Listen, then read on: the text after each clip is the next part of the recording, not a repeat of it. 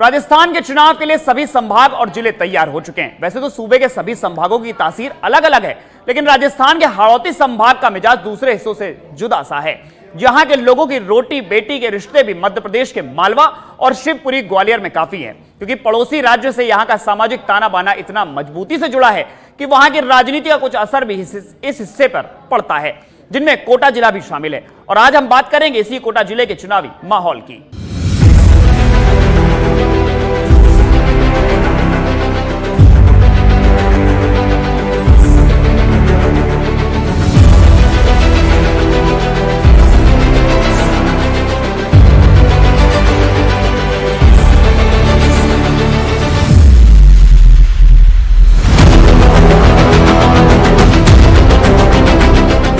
हाड़ौती संभाग के अहम जिलों में से एक कोटा की राजनीति दूसरे जिलों से बेहद अलहदा रही है।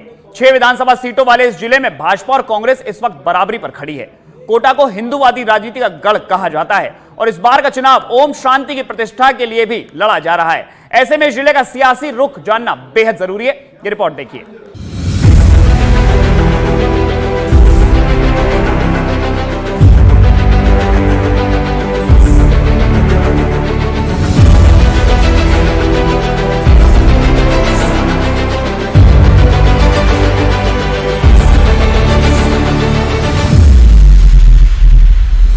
जनसंघ के जमाने से भगवा के गढ़ राजस्थान का हाड़ौती संभाग रहा है।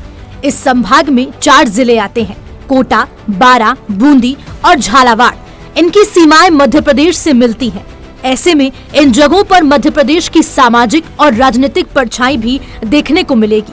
वैसे तो ये संभाग हिंदुत्व की राजनीति का मजबूत किला माना जाता है, लेकिन पिछले 2018 के चुनाव में कांग्रेस बीजेपी के इस गढ़ में कुछ हद तक सेंध लगाने में कामयाब रही है।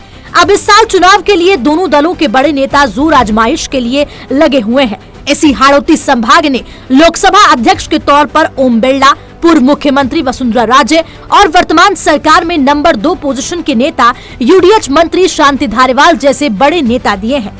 इन 4 जिलों में 17 विधानसभा सीट आती है और पिछले चुनावों में इन 17 में से कांग्रेस ने 7 और बीजेपी ने 10 सीटों पर जीत दर्ज की।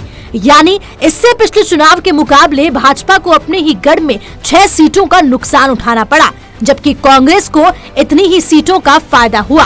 पिछले चुनाव में कोटा जिले की 6 सीटों में कांग्रेस बीजेपी ने 3-3 सीटें जीती। पूर्व मुख्यमंत्री वसुंधरा राजे के गढ़ झालावाड़ में भाजपा अपना किला बचाने में कामयाब रही और सभी 4 सीटें उसके खाते में आ गई। जबकि विधानसभा चुनाव 2013 में हाड़ौती संभाग में कांग्रेस सिर्फ एक ही सीट पर सिमट गई थी। बीजेपी ने पार्टी को तब दिन में तारे दिखा दिए थे। विधानसभा चुनावों के बीच इस संभाग का जिक्र हो रहा है तो राहुल गांधी की भारत जोड़ो यात्रा के बारे में भी बात करना बनता है, क्योंकि राहुल गांधी की भारत जोड़ो यात्रा ने बीते साल दिसंबर में राजस्थान में दस्तक दी थी। ये यात्रा मध्य प्रदेश की सीमा से सटे झालावाड़ जिले के चौली गांव से राजस्थान में कदम रखा था। तब इस यात्रा ने कोटा समेत 7 जिलों की 18 विधानसभा सीटों को कवर किया। इनमें झालावाड़ की झालरापाटन, कोटा की रामगंज मंडी, लाडपुरा, कोटा उत्तर और दक्षिण विधानसभा सीट और बूंदी जिले की केशवरायपाटन सीट शामिल है। कोटा जिले की विधानसभाओं की बात की जाए तो इनमें कोटा उत्तर से कांग्रेस के शांति धारीवाल विधायक हैं। वे वर्तमान में यूडीएच मंत्री भी हैं। कोटा दक्षिण से भाजपा के संदीप शर्मा, लाडपुरा से बीजेपी की कल्पना देवी विधायक हैं। पीपलदा से कांग्रेस से रामनारायण मीणा, रामगंज मंडी में बीजेपी से मदन दिलावर, सांगोट से कांग्रेस के भरत सिंह कुंदनपुर विधायक हैं। कोटा में बीजेपी और कांग्रेस दोनों के पास 3-3 विधानसभा सीटें हैं, लेकिन ये बीजेपी की 3 अजेय सीटें हैं जिन पर कांग्रेस लंबे समय से अपना कब्जा नहीं जमा सकी है। ये रामगंज मंडी, लाडपुरा और कोटा दक्षिण है, जिस पर लंबे समय से भाजपा का विधायक ही जीतता आ रहा है। कोटा उत्तर विधानसभा पूरे कोटा संभाग की 17 विधानसभाओं में सबसे हॉट सीट कही जाती है, जिस पर अभी कांग्रेस के कद्दावर नेता यूडीएच मंत्री शांति धारीवाल विधायक हैं। आपको बता दें कि कोटा शहर के बीच का ज्यादातर हिस्सा इस क्षेत्र में आता है और ये इलाका मुस्लिम बहुल है, लेकिन उसके बाद भी भाजपा ने यहाँ परचम लहराया था। यहाँ एक बार कांग्रेस एक बार बीजेपी का ट्रेंड रहता है। वो यहाँ से 2 बार विधायक चुने गए हैं, जबकि 1 बार भाजपा से प्रहलाद गुंजल विधायक रह चुके हैं। तो वहीं प्रहलाद गुंजल, जिन्होंने हाल ही में कोटा में चंबल रिवर फ्रंट में कांग्रेस पर घोटाले का आरोप लगाकर सनसनी मचा दी थी। कोटा उत्तर सीट की अगर बात की जाए तो 2008 में कोटा उत्तर से धारीवाल जीते और यूडीएच, विधि और गृह मंत्री रहे। 2008 से लेकर 2013 तक धारीवाल के कार्यकाल में कोटा में काफी विकास कार्य कराए गए। उन्होंने कोटा का सौंदर्यीकरण, 7 वंडर्स, सड़कों का निर्माण, गणेश उद्यान, ओवरब्रिज, चौराहों का सौंदर्यीकरण कराया। लेकिन बावजूद इसके मोदी लहर में 2013 में शांति धारीवाल हार गए। तब बीजेपी के प्रहलाद गुंजल ने शांति धारीवाल को हराया था। लेकिन 2018 में जब सत्ता बदली तो कोटा में भी बदलाव आया और फिर शांति धारीवाल जीते और प्रहलाद गुंजल हार गए। यूडीएच मंत्री शांति धारीवाल कोटा से चुनाव लड़ेंगे या फिर वो अपने बेटे को इस बार मौका देंगे, ये तो देखने वाली बात होगी। हालांकि कांग्रेस पहले ही कह चुकी है कि वो सिर्फ जिताऊ उम्मीदवारों को ही टिकट देगी। ऐसे में यूडीएच मंत्री शांति धारीवाल का भविष्य क्या होगा, ये तो वक्त ही बताएगा। शांति धारीवाल गहलोत सरकार में नंबर 2 पोजीशन के नेता माने जाते हैं। हाल ही में जनता को समर्पित किए चंबल रिवर फ्रंट के दौरान एक बार फिर धारीवाल लाइमलाइट हुए थे। खुद मुख्यमंत्री अशोक गहलोत भी धारीवाल की तारीफ का कोई मौका नहीं छोड़ते हैं। लेकिन अक्सर धारीवाल विपक्ष और खुद की पार्टी के नेताओं के निशाने पर रहते हैं। विधानसभा सत्र के दौरान यह खूब देखने को मिला था और रही सही कसर धारीवाल के बयान कर देते हैं। ऐसे में भाजपा इनका खूब फायदा उठा रही है। खबर यह भी है कि इस बार कोटा उत्तर से शांति धारीवाल खुद चुनाव नहीं लड़ेंगे, बल्कि अपने बेटे अमित धारीवाल को चुनावी मैदान में उतारेंगे। सच बेधड़क के लिए वीडियो जर्नलिस्ट जमाल खान के साथ ज्योति शर्मा और लाल सिंह फौजदार की रिपोर्ट। कोटा उत्तर के बाद बात करते हैं भाजपा की अजय सीट दक्षिण कोटा की, लाडपुरा और रामगंज मंडी की। जानते हैं इन सीटों का चुनावी इतिहास और कौन कौन ठोकेगा सियासी समर में ताल। इस रिपोर्ट को देखिए।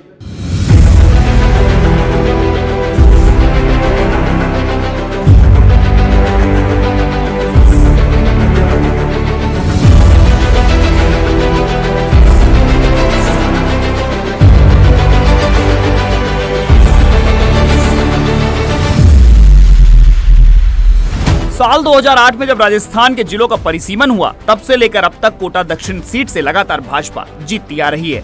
सबसे पहले वर्तमान में लोकसभा अध्यक्ष ओम बिड़ला ने यहां से विधायक का चुनाव लड़ा था, जिन्होंने कांग्रेस के पूर्व मंत्री रामकिशन वर्मा को हराया था। 2013 में ओम बिड़ला ने कांग्रेस के पंकज मेहता को हराया और फिर से विधायक बने। तब कांग्रेस ने पंकज मेहता को ओम बिड़ला के सामने खड़ा किया था। ओम बिड़ला ने उन्हें बड़े अंतर से हराया था। इस सीट पर हमेशा से कांग्रेस और भाजपा में सीधा मुकाबला होता है। ओम बिड़ला 2 बार कोटा से बड़े अंतर से जीते, लेकिन उनके लोकसभा जाने के बाद इस सीट पर लगातार भाजपा का वोट शेयर गिरता चला गया। 2018 में भाजपा बेहद कम मार्जिन से यहाँ पर जीती थी।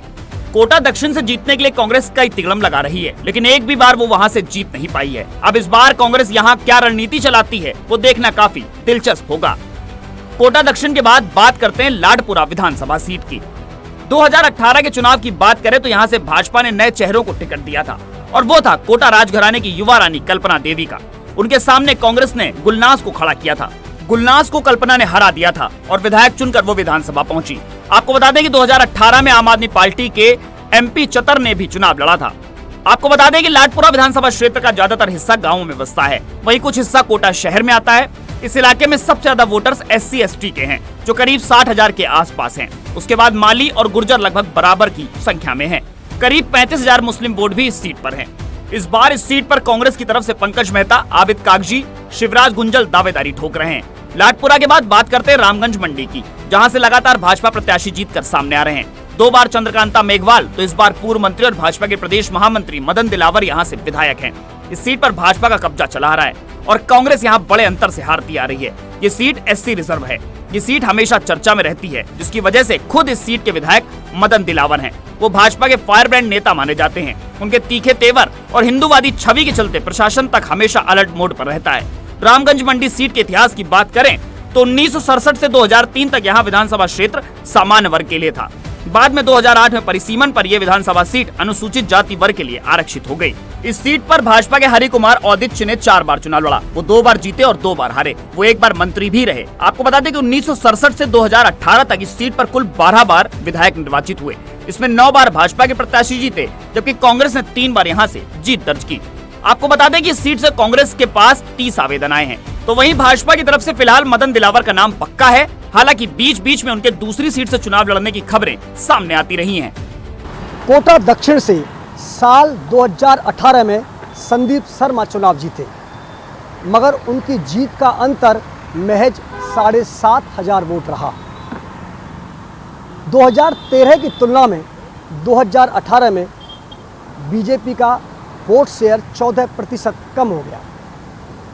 कोटा दक्षिण की सीट ब्राह्मण बहुल सीट है। यहाँ करीब 40 से 50 हजार ब्राह्मण मतदाता है, जिसके चलते बीजेपी लगातार यहाँ 2 बार से चुनाव जीत रही है। यही वजह है पिछली 2 बार से बीजेपी ने संदीप शर्मा को टिकट दिया, तो वहीं कांग्रेस ने शिवकांत नंदवाना को चुनावी मैदान में उतारा।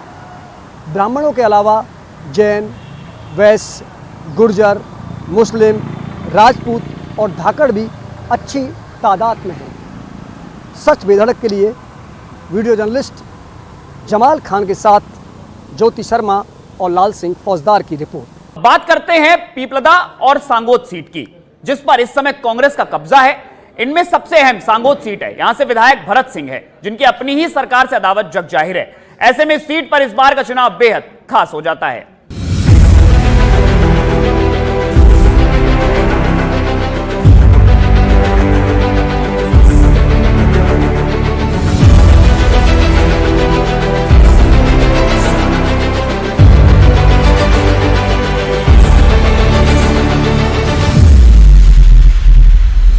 एजुकेशन सिटी कोटा की 6 विधानसभाओं में से एक है पीपलदा सीट। इस सीट पर पिछले चुनाव में कांग्रेस ने बीजेपी को पटखनी देकर उसे ये सीट छीन ली थी। इससे पहले के 2013 के चुनाव में बीजेपी के विद्याशंकर नंदवाना ने नेशनल पीपुल्स पार्टी यानी एनपीपी के राम गोपाल बैरवा को हराया था। तब इस चुनाव में बीजेपी पहले, एनपीपी दूसरे और कांग्रेस तीसरे नंबर पर आई थी। लेकिन इसके बाद 2018 के चुनाव में कांग्रेस ने अपनी करारी हार का बदला लिया और चुनाव जीत लिया। आपको बता दें, राम गोपाल बैरवा कांग्रेस से 2 बार के विधायक रह चुके हैं, लेकिन उन्होंने 2013 में कांग्रेस छोड़कर एनपीपी के टिकट पर चुनाव लड़ा और कांग्रेस का खेल खराब कर दिया। इससे भी पहले के चुनाव की बात करें तो 1977 से 1993 तक लगातार हीरालाल आर्या विधायक बने। हीरालाल आर्या ने 1 बार जनता पार्टी से और 3 बार बीजेपी से शानदार जीत दर्ज की और विधानसभा पहुंचे। इसके बाद 1993 और 1998 के चुनाव में हीरालाल आर्या को कांग्रेस के राम गोपाल बैरवा ने पटखनी दी। इसके बाद 2003 में बीजेपी के प्रभुलाल ने कांग्रेस के राम गोपाल बैरवा को हराया और विधायक चुने गए। 2008 में कांग्रेस के प्रेमचंद जीतकर विधायक बने। 2013 में राम गोपाल बैरवा ने कांग्रेस छोड़ दी और एनपीपी के टिकट पर लड़े, लेकिन वो बीजेपी से हार गए। 2018 में कांग्रेस के राम नारायण मीणा ने बीजेपी की ममता शर्मा को हराया था। पीपलदा की बात करते हैं तो कोटा की हॉट सीट में शुमार सांगोद सीट की भी बात होती है, जहां पर कांग्रेस का ही विधायक है, लेकिन विधायक की अपनी ही पार्टी से अदावत वक्त बेवक्त सामने आती रहती है। आपको बता दें, यहाँ से विधायक भरत सिंह कुंदनपुर है, लेकिन भरत सिंह अपनी कुछ मांगों को लेकर कांग्रेस की सरकार से नाराज चल रहे हैं। यहाँ तक कि उन्होंने सरकार के विरोध में कुछ दिन पहले अपना सर मुंडवा लिया था। आपको बता दें, भरत सिंह की सरकार से एक नहीं अनेक मांगे हैं। सांगोद में एडीजी कोर्ट न खोले जाने, गोंडावन प्रजनन केंद्र के अनदेखी समेत कई मुद्दों को लेकर वो सीधे मुख्यमंत्री अशोक गहलोत को खुला लेटर लिखते हैं और विरोध जताते हैं। भरत सिंह सरकार पर कथित तौर पर भ्रष्टाचार, पर्यावरण की अनदेखी, बुजुर्ग नेताओं को राजनीति में जानबूझकर पीछे करने, युवाओं को टिकट न देने और अवैध खनन का आरोप मढ़ चुके हैं। अपनी पार्टी से इस नाराजगी और अदावत को खत्म करने के लिए खुद सीएम गहलोत तक ने पहल कर दी। भरत सिंह के सिर मुंडवा लेने के 2 दिन बाद 14 सितंबर को मुख्यमंत्री भरत सिंह से मिलने उनके घर पहुंचे थे। तब भरत सिंह ने सीएम गहलोत का वेलकम किया और चाय की चुस्की लेते हुए करीब 15 मिनट तक दोनों के बीच बातचीत हुई। तब भरत सिंह ने बयान जारी करते हुए कहा था कि सीएम ने बड़प्पन दिखाया है। मुख्यमंत्री मेरे घर आए, वो हमारे शहर में आए हैं। मुझे जाना तो एयरपोर्ट चाहिए था उनको रिसीव करने के लिए, मगर मेरा पूर्व निर्धारित प्रोग्राम था मेरे क्षेत्र में जाने का। तो शाम को जब मैं लौटा तो मैं मुख्यमंत्री जी से उनके मना करने पर भी वो चाहते थे कि मेरे घर आए, मैं उनसे सर्किट हाउस पे जाके मिला और मैंने कहा कि मुझे शोभा नहीं देती कि आप मेरे घर आए, नाराजगी को लोग जैसा कि लोग बात कह रहे हैं उसको। और ये उनका आने का पहले का प्रोग्राम था। वो मैं जब जयपुर में मिला था तो उन्होंने कहा था कि मैं कोटा आऊँगा तो आपके घर पे चाय पीऊँगा।